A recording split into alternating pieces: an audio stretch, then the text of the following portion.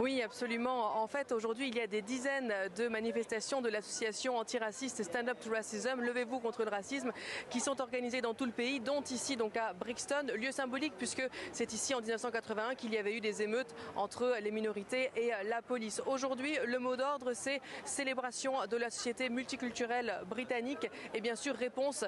aux violences provoquées par des éléments d'extrême droite, islamophobes et racistes,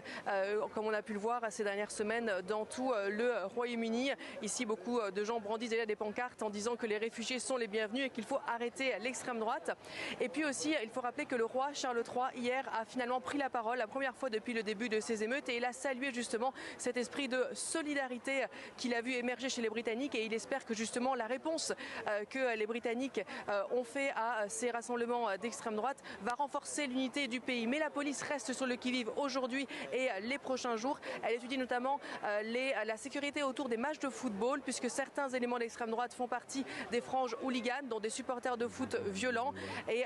ils sont en train donc de vérifier la sécurité autour des matchs de football, puisque la saison footballistique reprend en Angleterre d'ici quelques jours.